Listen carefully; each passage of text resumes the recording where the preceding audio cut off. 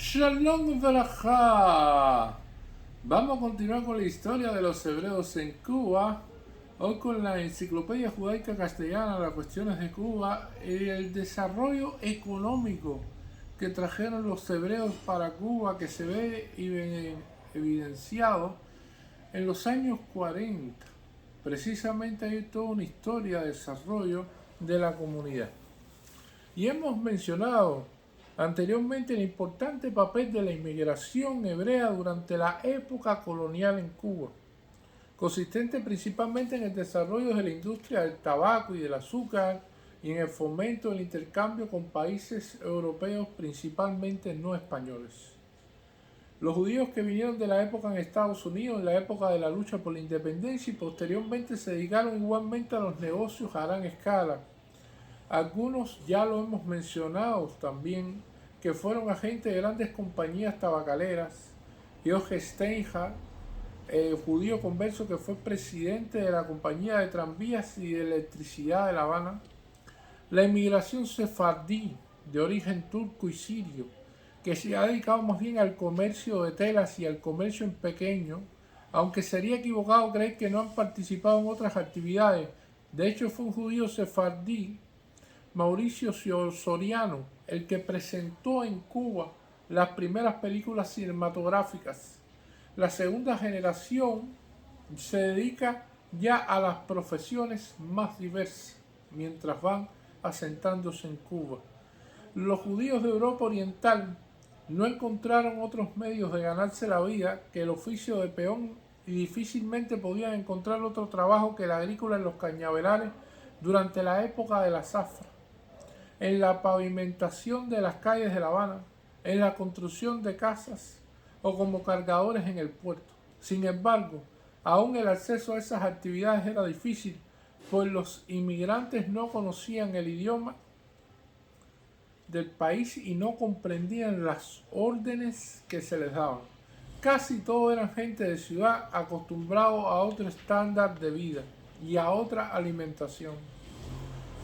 Los más no podían resistir la competencia física con los negros haitianos o jamaiquinos en un clima subtropical. En los años de la inmigración judía más nutrida, en 1922 a 1927, hubo además poco trabajo y muchos trabajadores, de modo que la situación era muy angustiosa. La condición de las mujeres, que llegaban en proporción mucho menor, acaso al 18%, era algo mejor, pues encontraban empleo como lavanderas o criadas, con un sueldo que oscilaba entre 5 y 10 dólares por semana, pero no imperaba tanto el desempleo entre los hombres. Otro factor que creaba dificultades a esta ola inmigratoria era la falta de conocimiento profesional. Casi todo eran jóvenes sin preparación adecuada. Cuando se creó el Centro Israelita en 1925, los inmigrantes llegados antes de 1923 habían ya abandonado el país casi sin excepción.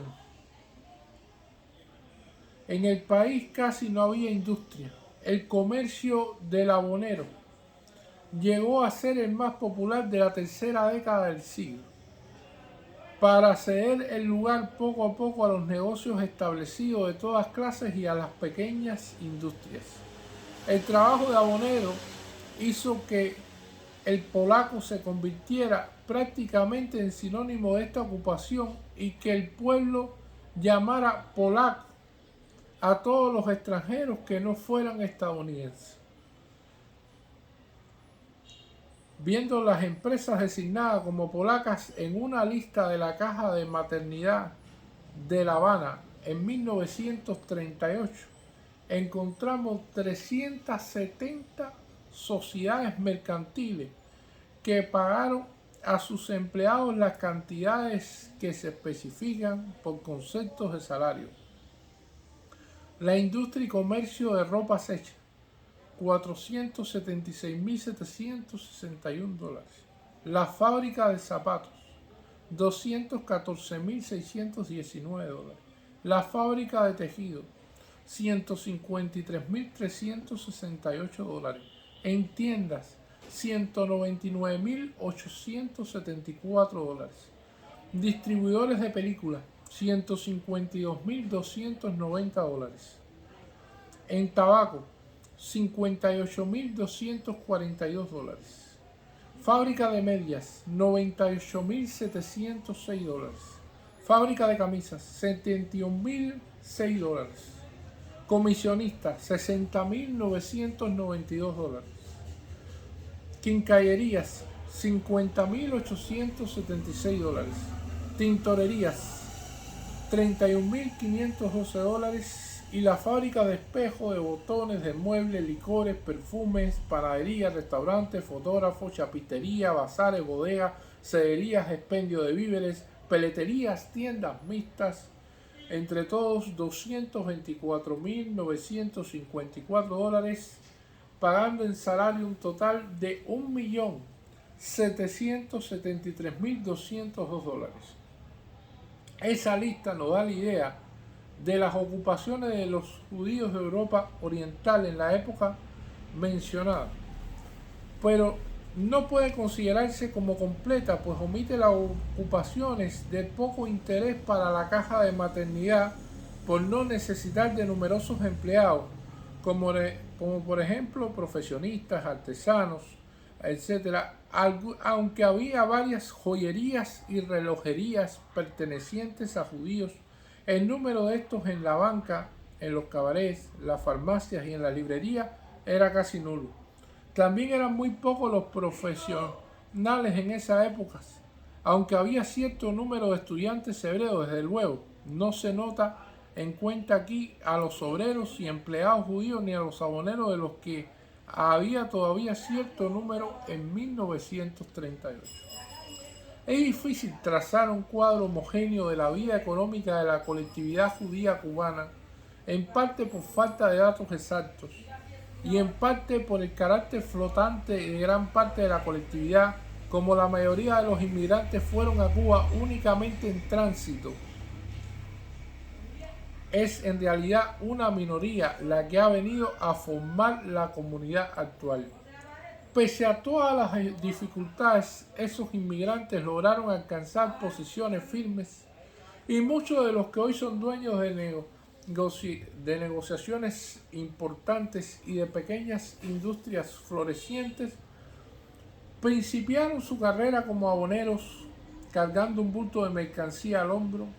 Por otra parte, el número de los artesanos cuyo nivel de vida no sobrepasa el del proletariado ha bajado. Se puede calcular que en el año 1948 no hay más de unos 300 o 400 asalariados judíos en La Habana. También es insignificante el número de sirvientes judíos. En parte esas condiciones se deben a la legislación del trabajo cubana, que no admite extranjeros como obreros y empleados. En los años de la Segunda Guerra Mundial, los judíos establecieron numerosas empresas nuevas en el país, además de desarrollar actividades en las que se habían dedicado anteriormente en escala menor. Tomaron parte en otras nuevas y muy variadas, de cultivos agrícolas hasta la manufactura de ciertos instrumentos de medicina y la talla de diamantes. Especialmente esta última rama había de alcanzar desarrollo extraordinario durante unos cuantos años, para desaparecer luego casi totalmente a consecuencia de la falta de previsión del gobierno. Además de las industrias del calzado, confecciones, tejidos implantados y desarrollados casi exclusivamente por la primera ola inmigratoria judía, y del espectacular desarrollo de la industria de los diamantes de 1942 a 1945, cabe mencionar otras empresas que, aunque modestas, tienen la virtud de ser las primeras en el país. Las máquinas para las tallas de diamantes se construyeron en Cuba bajo la dirección de refugiados judíos. Allí se construyeron también las máquinas para la fabricación de cierres automáticos, zippers, dando nacimiento a la fabricación de un artículo que antes se importaba. Los refugiados fundaron una fábrica de juguetes y otras de artefactos diversos. Una compañía judía introdujo el cultivo de la lufa, esponja japonesa, en la provincia de Oriente, y otra se dedicaba a la producción científica de forrajes adaptados a las necesidades del país. Se fundó una fábrica de embutidos al estilo europeo, otra de productos medicinales, otra para la producción de insecticidas y productos análogos. Varios judíos han encontrado empleo como expertos en tenerías, fábricas de quesos y hasta en ingenios azucareros. De importancia económica para Cuba, aunque no para la colectividad judía, ha sido la migración de tránsito como suplemento de la industria del turismo, muy menguada durante la guerra. Durante la guerra vivieron en Cuba un promedio de 3.000 refugiados que no ocuparon empleos lucrativos y cuyo gasto mínimo por año puede fijarse en $600 por persona. Ese elemento ha beneficiado al sector de la población habanera, que normalmente obtenía entradas del turismo. Un grupo de refugiados judíos de Bélgica logra obtener el permiso para implantar la talla de diamantes en Cuba. No tardó en crear, en poco más de un año, 26 talleres, y esa industria producía millones de dólares al Estado, al pueblo y a sus propios promotores. Por tratarse de una industria evidentemente nueva, el gobierno cubano autorizó el empleo de extranjeros, sin cuyo concurso nada hubiera podido hacerse. Cobró impuestos de importación muy elevados sobre la materia prima y luego derechos de exportación sobre el producto manufacturado.